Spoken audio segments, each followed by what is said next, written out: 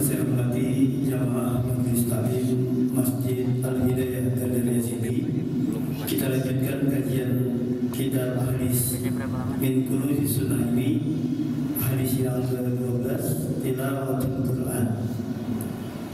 Bismillahirrahmanirrahim. An Abi Musa Al-As'ari radhiyallahu ta'ala anhu qala qala Rasulullah sallallahu alaihi wasallam masalul mu'minina alladhi yaqra'ul Qur'ana masalul aqrujah rihuha tayyibun wa ta'amuha tayyibun wa masalul mu'minina alladhi la yaqra'ul Qur'ana kamasalil tamrah la riha laha wa ta'amuha kulbun wa masalul munafiqin alladhi yaqra'ul Qur'ana kamasalil rayhanati rihuha tayyibun wa ta'amuha murrun wa masalul munafiqin alladhi la yaqra'ul Qur'an kamasalil hantarati laysa laha rihun wa ta'amuha murrun. Al-hadis muttafaqun alaihi kama qala Rasulullah sallallahu alaihi wasallam. Bapak Ibu yang saya hormati, hadis yang ke-12 ini menjelaskan tentang keutamaan membaca Al-Quran. Sanadnya dari Abi Musa Al-As'ari radhiyallahu anhu, semoga Allah meridai beliau, bahwasanya beliau berkata Rasulullah sallallahu alaihi wasallam pernah bersabda, kata Rasulullah, masalul mu'minin alladhi yaqra'ul Qur'an, perumpamaan orang mukmin yang membaca Al-Quran itu masalul atrujah, seperti buah atrujah. Buah atrujah ini adanya di Timur Tengah sana. Ya. Bagaimana buah atrujah itu? Rihuha tayyibun. Ya. Buahnya bagus, baik. Ya. Wa ta'amuha tayyibun, rasanya juga baik, enak. Ya. Buahnya bagus, rasanya juga enak. Itu Rasulullah memberikan perumpamaan kalau orang beriman baca Al-Quran. Artinya luar dalamnya enak. Kalau jadi orang beriman tapi dia baca Al-Quran. Bagaimana kalau orang beriman tapi nggak pernah baca Al-Quran? Wa masalul mu'minina alladzi la yaqra'ul Qur'an. Ini kata Nabi. Yang kedua, Rasulullah memberikan perumpamaan. Perumpamaan orang yang beriman yang tidak pernah baca Al-Quran. Jadi kalau pakai film dalam ilmu tata bahasa Arab, itu artinya sekarang dan seterusnya. Jadi sekarang nggak baca, seterusnya juga nggak baca-baca. Film itu zamannya, waktunya itu waktu sekarang dan akan datang. Jadi kalau ada orang yang beriman dia tidak pernah baca Al-Quran itu, kata Rasulullah, kama salim tamar, seperti buah tamar. Apa itu? La rihuha laha. Ya, nggak ada baunya tuh buah. Ya. Wa ta'amuha murrun, cuman rasanya agak manis. Nggak ada rasanya, nggak ada baunya, tidak ada, tapi rasanya tidak manis. Itu kalau orang beriman tapi nggak pernah baca Al-Quran. Padahal Bapak Ibu yang saya hormati, para jemaah yang berbahagia, baca Al-Quran itu ya buat kita orang yang beriman ini wajib.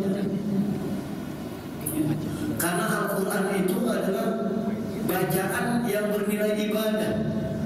Al-muta'abbadu bitilawatihi. Ya. Bagi orang yang membaca itu akan bernilai ibadah. Beda kita baca-baca yang lain. Mohon maaf, saya baca kitab ini, kalau di dalamnya tidak ada Al-Qurannya, tidak ada nilai ibadahnya. Baca Quran itu beda dengan baca Quran. Tidak ada. Boleh jadi ke orang misalnya ada informasi, ada ilmu pengetahuan, tapi dia tidak bernilai ibadah. Kalau Al-Quran, bahkan Al-Quran itu kan salihun likulli zaman wa wafat. Al-Quran itu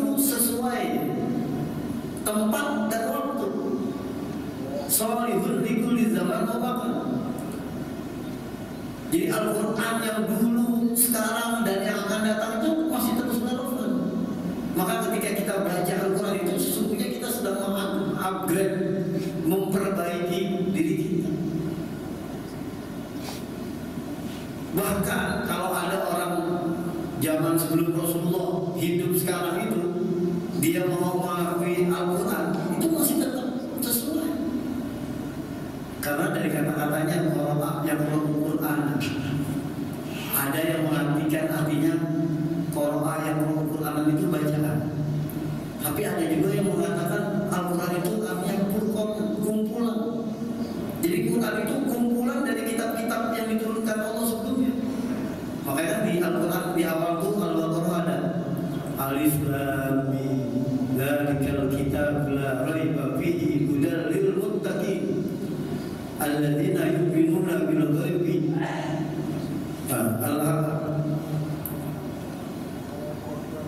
Bima unzila ilaika wa ma unzila min qablik. Allah yang menurunkan kitab-kitab sebelum yang lalu, sebelum kamu. Nah, itu sebelum kamu ada kitab-kitab sebelumnya, ada Zabur, ada Taurat, bahkan ada Suhuf. Itu sudah terhimpun dalam Al-Quran.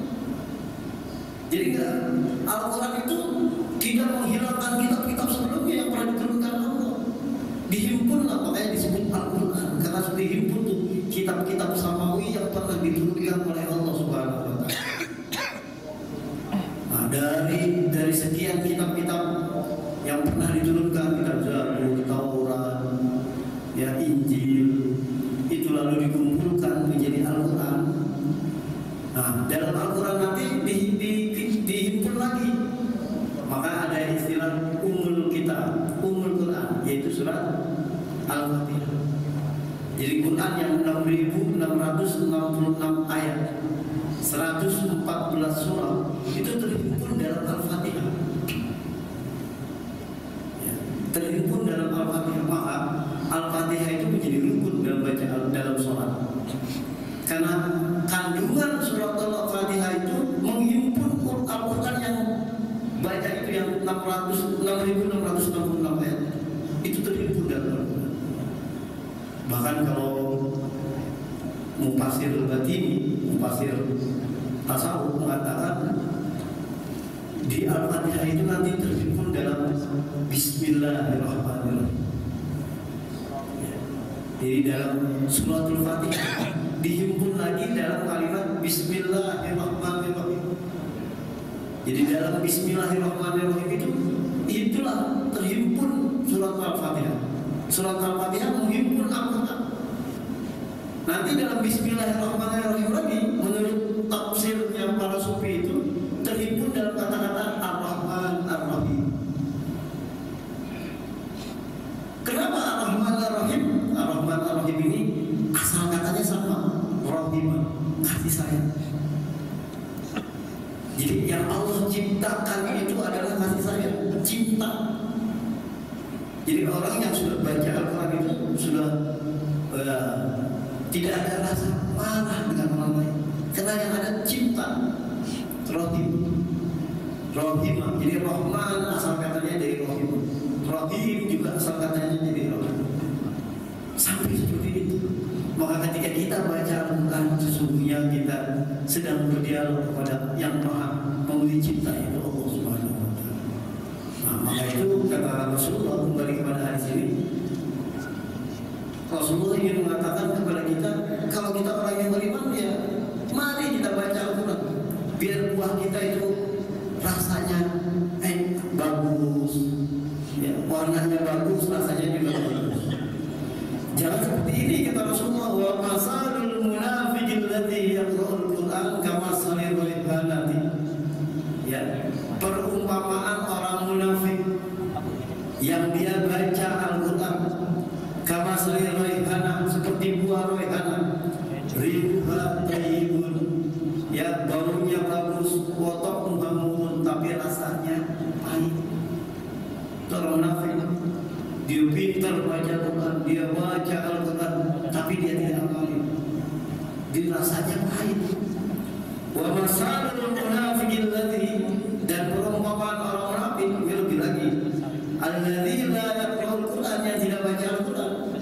Yang baca Al-Quran saja kalau dia punya sifat munafik jelek. Ya. Ini orang munafik nggak baca Al-Quran. Kama saril hantolati, seperti buah hantolah. Bagaimana buah hantolah itu? Laisa alaihi, tidak ada rasanya. Ya. Tidak ada baunya. Baunya saja tidak ada. Walau murun, rasanya juga pahit. Ya. Tidak ada yang bisa dirasakan. Jadi orang munafik nggak baca Quran saja tidak bagus, apalagi tidak baca. Ya, apalagi tidak baca. Nah, bahkan di sini ya Rasulullah SAW membagi 4 bagian manusia dalam membaca Al-Quran. Pertama, mukmin yang Al-Quran wa ya'malu bima fihi fa huwa fi a'lal maratibi wad darajat. Orang mukmin yang baca Al-Quran lalu dia mengamalkan, ya, dia baca Quran lalu dia amalkan apa yang ada di dalam Al-Quran itu, fa hiya a'lal maratibi wad darajat, maka dia itu adalah setinggi-tingginya martabat dan derajat. Yang kedua, wa mu'minun la yaqra'ul Qur'an walakinnahu musaddiqun bima fihi fa huwa naqisul iman. Ada orang beriman tapi dia tidak pernah baca Al-Qur'an, tetapi dia benarkan apa yang ada di dalam Al-Qur'an, fa huwa naqisul iman. Dia termasuk orang yang kurang imannya. Ya, berkurang imannya karena tidak baca Quran walaupun membenarkan, cuma benarin doang. Nah, ini kita termasuk kategori yang mana nih? Jangan sampai kita kurang imannya. Jangan sampai apa yang disampaikan Rasulullah, ya, seperti buah yang tidak punya rasa. Ya, rasanya tidak ada. Kalau sampai pahit itu sudah orang munafik. Rasanya tidak ada. Nah, yang ketiga kata Rasulullah, munafiqun yaqra'ul Qur'an walakinnahu la ya'malu bima fihi. Ini bahaya. Kita mampu beriman, tapi ini masuk kategori munafik. Dia baca Al-Quran tapi tidak pernah dia amalkan. Ya. Dia tahu isi Al-Quran. Ya qul huwallahu ahad. Katakanlah bahwa Allah itu esa, tapi dia tidak mengesahkan Allah. Dia percaya sama dukun, dia percaya sama paranormal. Itu artinya tidak baca Al-Quran atau baca Al-Quran tapi tidak membenarkan, itu munafik. Ya. Dia tahu Al-Quran mengatakan qul huwallahu ahad, tapi dia tidak mengahadkan, tidak mengesahkan Allah. Nah, itu namanya yaqra'ul Quran walakinnahu la ya'malu bima fihi. Kalau begitu kata Rasulullah, fa huwa dhalun la yahtadi bihudillah. Mereka itu orang yang sesat, yang tidak mendapatkan hidayah dari hidayah Allah Subhanahu wa Ta'ala. Ini bahaya. Ya. Ini yang justru lebih bahaya daripada orang yang beriman tapi tidak pernah baca. Dia baca Al-Quran tapi dia tidak mengamalkan Al-Quran. Dia tahu dia baca Al-Quran misalnya wa halallahu riba wa halallahu al-bai'a wa harrama riba. Allah mengharamkan jual beli wa harrama riba, dan Allah mengharamkan riba. Tapi dalam amalnya, dalam kegiatannya, dalam prakteknya malah dia kerjakan yang riba-riba. Nah, ini namanya kata Rasulullah termasuk orang yang munafik, yang membaca Al-Quran tapi tidak mengamalkan. Ini yang sesat. Nah, yang keempat kata Rasulullah, wa munafiqun la yaqra'ul Qur'ana wa la yadri ma fihi. Nah, ini lagi. Ada orang munafik yang tidak baca Al-Quran karena dia tidak baca, wa la yadri, maka dia tidak tahu ma fihi, apa yang ada di dalam Al-Quran. Fa huwa fi ahadid darajati wa asqa manazil. Maka ia berada di derajat yang paling bawah. Wa asqal manazil, ya, dan tempat yang paling sesat, tempat yang paling susah, yang paling sulit. Maka Rasulullah SAW memberikan perumpamaan seperti buah atruja. Yang kedua itu ya tadi seperti buah taman. Yang ketiga seperti buah raihana, dan yang keempat seperti buah hantola. Nah, Bapak Ibu sekalian, begitulah pentingnya kita selalu membaca Al-Quran diperintahkan oleh Rasulullah. Ya. Jangan sampai kita dalam sehari itu tidak baca Al-Quran. Kalau kita baca Al-Quran dalam sholat itu berbeda, itu memang mestinya. Kalau sampai nggak sholat ya udah berarti dua baca. Sudah nggak baca Al-Quran di luar sholat, juga nggak sholat karena tidak ada yang kita baca. Ya, kita kan lebih sering atau lebih tertarik membaca SMS, WA atau yang lainnya ketimbang kita baca Al-Quran. Coba saja kalau kita bangun tidur, mata masih ngantuk, ada nggak yang begitu bangun lari ngambil Al-Quran? Nggak ada. Yang lari yang akhir paling handphone yang dia mau baca. Tidak ada Al-Quran. Nah, paling tidak kalau kita ya membaca Al-Quran dalam sehari semalam itu, ya menurut para ulama, nanti saya akan teruskan baca Nasaihul Hibban dalam pertemuan-pertemuan yang akan datang. Itu akan membuat kita tidak mudah pikir di hari tua. Orang yang sering membaca Al-Quran itu tidak akan pikun ketika usianya sudah memasuki hari tua. Dan kedua, yang kedua itu di dalam kuburnya bersinar alam kuburnya karena sering membaca Al-Quran. Oleh karena itu, sehari semalam minimal kita baca Al-Quran 1 ayat saja. Kan kata Rasul, khairul umur awsatuha wa adwamuha. Sebaik-baik pekerjaan itu, sebaik-baik perbuatan itu yang tengah-tengah tapi dawam terus-menerus. Ya, buat apa kita baca Al-Quran 1 hari bisa kita hatamkan, tapi kesananya tidak baca-baca lagi, jangan. Ya, setahun gak baca Al-Quran lagi, cuma semalam saja, jangan. Ya, walaupun sedikit, 1 ayat, 1 lembar, tapi kita baca Al-Quran setiap hari. Ya, ketimbang kita baca langsung hatam sehari, tapi kesananya nggak pernah baca-baca. Jangan. Ya, paling tidak ini menjadi rem buat kita, mengingatkan kepada kita ya, bacaan-bacaan Al-Quran ini. Dan inilah nanti yang di akhir di dalam hadis kita di sini diterangkan, kata Rasulullah SAW, nanti di yaumul kiamat yang akan datang membantu membela kita itu adalah Al-Quran. Ya. Di saat tidak ada yang menolong, nanti yang datang menolong kita adalah bacaan Al-Quran. Al-Quran itu bersaksi kepada Allah Subhanahu wa Ta'ala, ya Allah, dulu saya sering dibaca waktu di dunia, maka izinkan saya bisa membantu hamba ini yang telah membaca aku di waktu di dunia. Ya. Jadi Al-Quran itu nanti datang di hari kiamat memberikan pertolongan buat kita makhluk ini. Ya. Semoga kita termasuk orang-orang yang selalu membaca Al-Quran. Ya, selalu membaca Al-Quran. Ini saya kira Bapak Ibu yang saya hormati, hadis yang ke-12 dari kitab Min Hujjati Sunnah. Nanti kita lanjutkan pada pertemuan yang akan datang. Sebelum itu mudah-mudahan ada yang mau bertanya, silakan.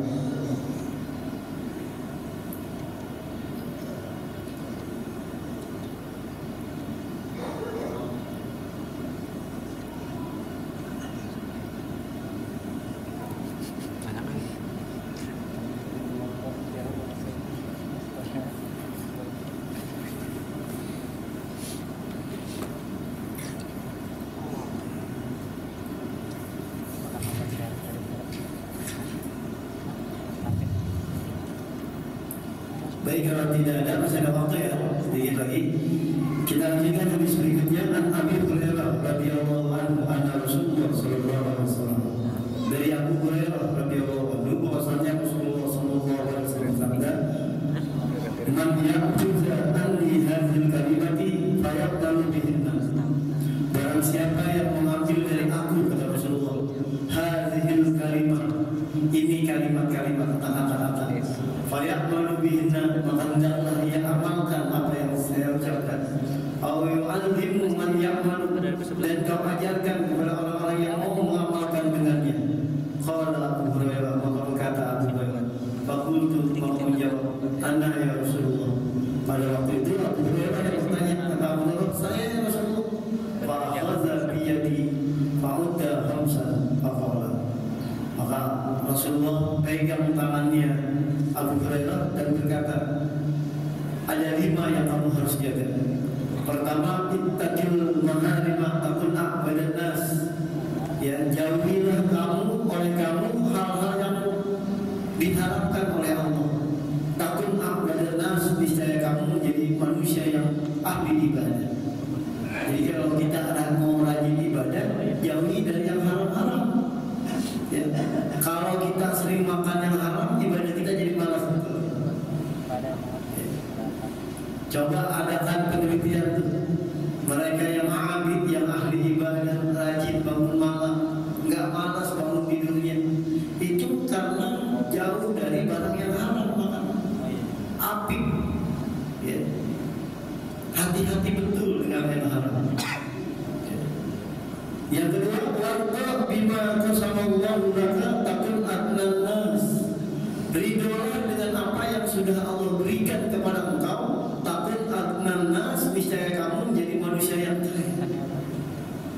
Ya. Kalau kita qanaah gitu, bahasa agamanya yang qanaah, kita rela dengan apa yang sudah diberikan Allah, pasti kita menjadi orang kaya. Kaya hati kita.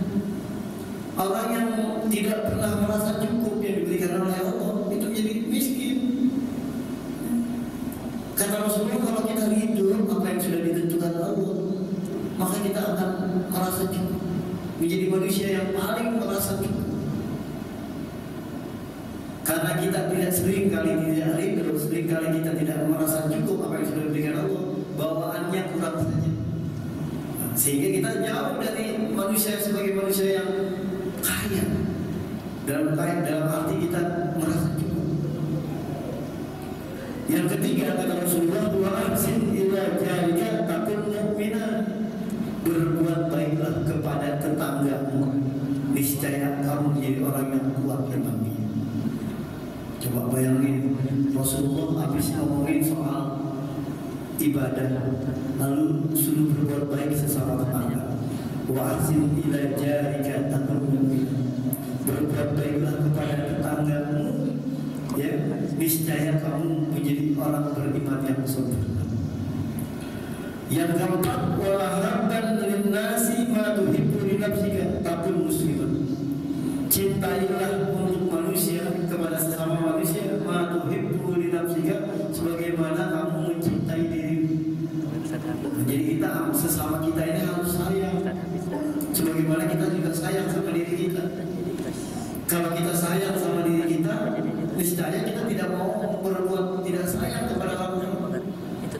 Kalau itu yang dilakukan, kata Rasulullah, takun musliman, niscaya kamu menjadi orang muslim yang sempurna. Sama orang selalu baik, tidak putus sangka, ya, karena selalu cinta.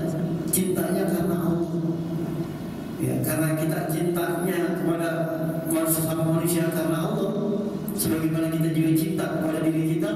Nah, maka kita menjadi orang Islam yang sempurna. Yang kelima, yang terakhir, pesan Rasulullah, wala tuksirit dahika. Nah ini nih, jangan kau perbanyak ketawa. Kalau sekarang malah lain ya. Kita suruh nonton televisi yang hiburan supaya ketawa dulu. Padahal kata Rasulullah, jangan kau perbanyak ketawa. Wala tuksirit dahika. Kenapa? Fa inna kasrabat dahiki tumitul qalba. Karena sesungguhnya orang yang banyak tertawa itu tumitul qalba, mematikan hati. Kok bisa? Iya, karena orang yang selalu ketawa lupa darah, hatinya jadi mati. Ya, suka lupa, suka dia terbuang. Tapi kalau orang yang selalu kena selalu merenung, ya hatinya akan muda, akan hidup, tidak mati. Ya. Selalu introspeksi. Tapi kalau kebanyakan ketawa, ya, kebanyakan ketawa, maka tidak akan tumbuh. Ya, kepedulian. Hatinya selalu lupa dengan apa yang dia perbanyak ketawa itu.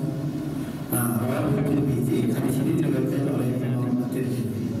Jadi Abu Hurairah minta kepada Rasulullah, ya Rasul, berikan kalimat yang saya bisa mengamalkannya dan saya bisa ajak orang untuk mengamalkannya.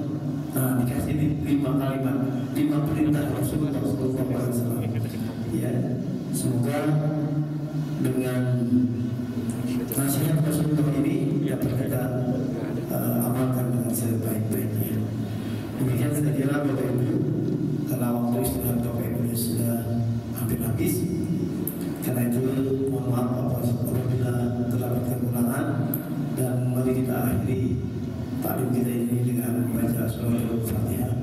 Semoga apa yang kita pelajari pada hari ini Allah Subhanahu wa Ta'ala berkenan memberikan kekuatan lahir dan batin kepada kita untuk mengamalkan dalam keseharian kita.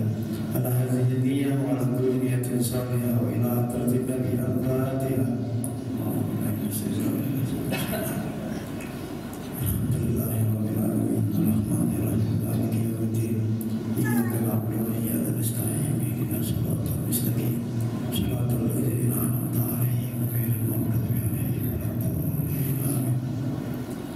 Bismillahirrahmanirrahim. Alhamdulillahirabbil alamin. Hamdan yuwafiqu ni'mati mazidah. Ya Rabbana lakal hamdu kama yanbaghi li jalali wajhikal karim wa 'azimi sultanik. Allahumma shalli ala sayyidina Muhammad tibbil qulub wa jalaiha wa afiyatil abdani wa shifaiha wa nuril absar wa diyaiha wa qutil arwah